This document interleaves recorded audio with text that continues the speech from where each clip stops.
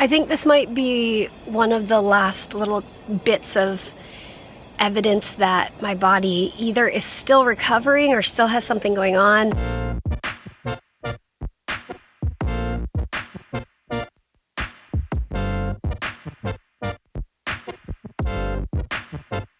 Peter's upstairs. He has a podcast he's filming with a friend in 30 minutes. So he's upstairs preparing for that.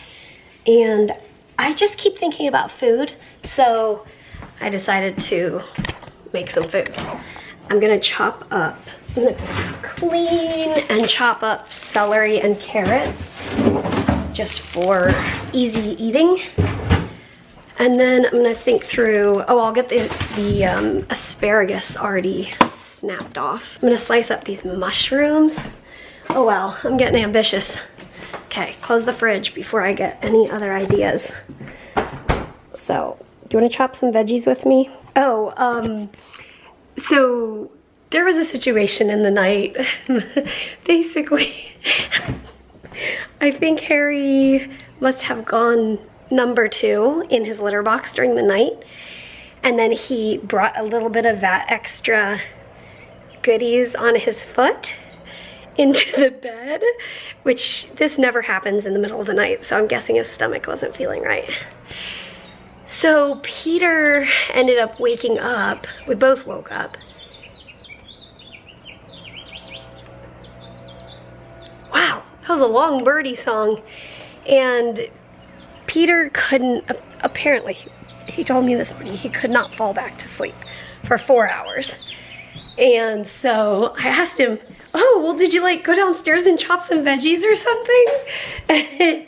No, he did not. I don't expect him to chop veggies at 4 in the morning, but I guess I was thinking that would be more fun than laying in bed and not being able to sleep. So, okay, I'm gonna wash my hands and then find the vegetable peeler and a chopping board, and here's a knife. Here we go. I can hear him recording upstairs. He must be doing a test run. Okay.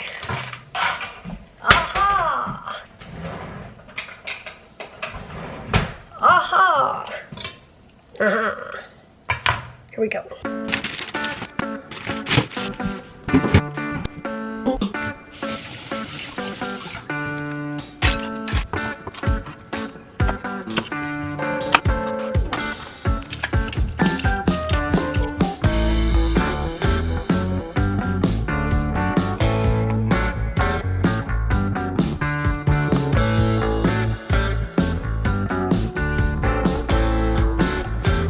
The way that I trim the asparagus, I just start bending it, and when it breaks, that's probably about the amount that needs to come off, because that's the like really woody, hard to chew part.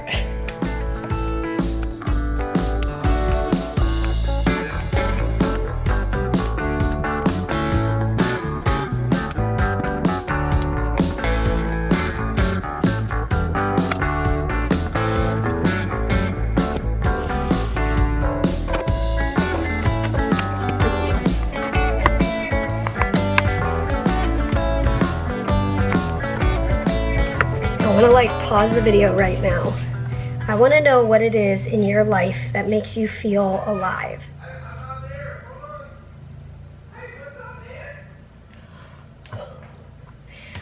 I just hear Peter go, wait, I'm not there, hold on. I think the Zoom call started before he was on the camera or something. I don't know. Anyway, I can tell you what makes Ollie feel alive. People walking by, delivery people. Okay, so like Peter is really excited and jazzed. He loves preaching, he loves recording this podcast. Those are some of the things. He also loves editing. He loves, I mean, he is a man of many passions and talents. But preaching and things like recording this podcast are his, I think what he would say is like what gives him the most life. I want to know for you what that is. I think for me, it would be anything like involving children, animals. I have a passion for people with disabilities. Yeah, those are some of the things that give me a lot of life. But we all know that the things that we love are also draining.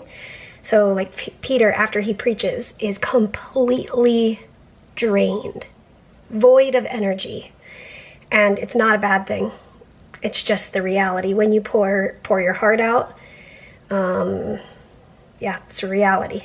So what is something that gives you life? And do you feel drained afterward? I think we find that the things that we love and we pour our passion or our energy, mental or physical energy into, we feel like fueled by it and then probably drained later in the day. So that's my question for you. And I finished chopping all of the mushrooms.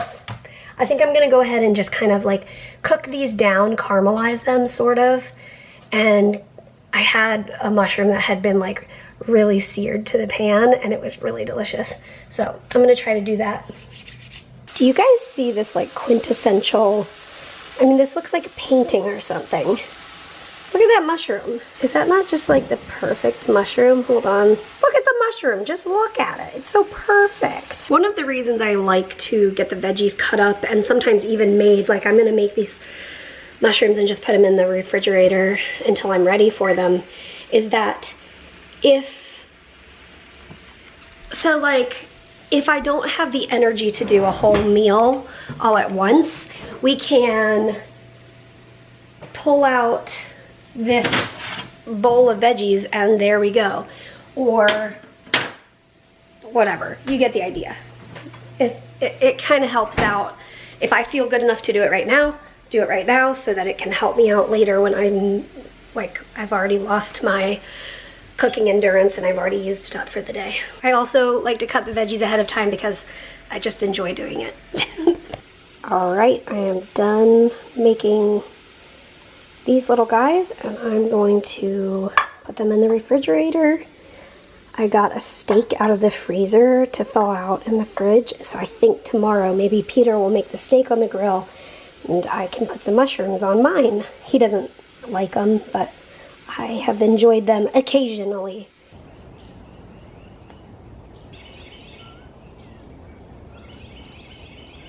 This is just the beginning of the garden. That's just a bucket of different lettuces that we bought, and it has been so much fun. I went out the last couple of days and pulled a couple leaves off for our sandwiches. Yeah, I need to be kind of quiet because Peter's recording. The animals are both eating, and I'm gonna chop up some lettuce. I decided what we'll eat tonight for dinner is tacos. So I pulled some of this pre-cooked pulled pork that Peter smoked. I pulled that out of the freezer. I'm thawing that in some cold water, and then I will just reheat that basically for our tacos. So I'll have lettuce.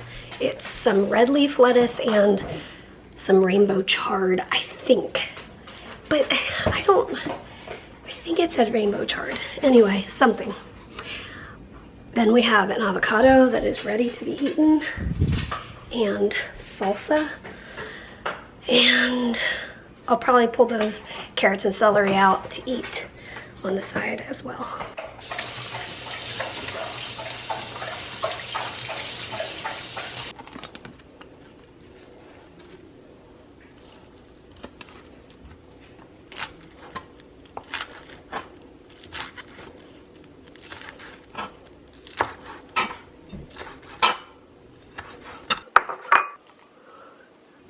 I'm going to try these raw tortillas for the first time. So it's just raw dough, and then you heat it in the pan to cook it.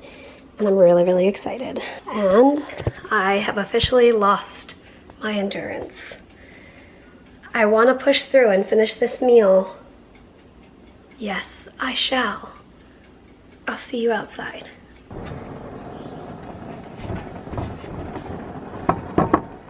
Thank you. Okay. Oh, Oh, forgot the veggies. Well, there's veggies in the house for us. Okay, cool. I'm so exhausted. Oh, thank you. Okay, I think after I eat, maybe I'll have some more energy. So these are the raw ones that you cook up? They're beautiful.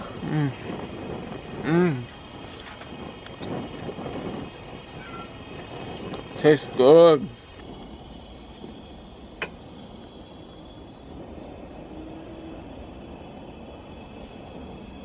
You winked at me in high school. And I'm still winking. How many years later? Oh, this summer. What? How many years is this summer? 16. 16 years of being in love with my best friend. I'm in love with my best friend. I'm gonna love her. Gonna love her till the whole world ends.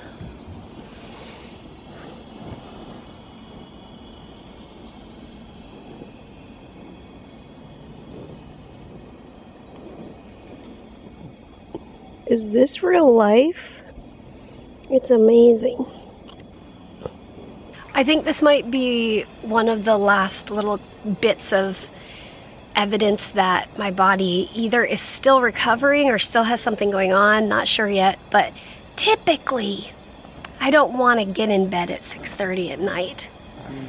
Typically. And the fact that I do want to get in bed at 6:30 at night kind of is like a, okay. I think that might be the sun too. I don't know. Like the sun kind of takes it out again. We've been out in the sun. Yeah. But it's hard to know. For the last 3 or 4 weeks, I haven't been in the sun every day, you know? Yeah, true. I don't know, but tons of other areas feel like I'm doing a lot better. So, I just find that it's hard, after feeling really crummy on the antibiotics, it's hard for me to figure out what I don't want to feel like I did on the antibiotics. And so I'm like, yeah, I'm great. But then it kind of makes me think like, oh yeah, I want to go to bed at 6:30. That's not necessarily normal. For me. Hi, Harry. Were you and Peter having nice snugs? We were. Look, we're running out of propane and the fire's gonna die. Are you serious? Yeah, but Oh, wow. I've got another propane tank. Okay. So, we're gonna wrap up the vlog here and say, as always. You see? He's so cute. He is cute. Can you see that one? So cute. We'll see you tomorrow. As always, we'll see you tomorrow. Good night.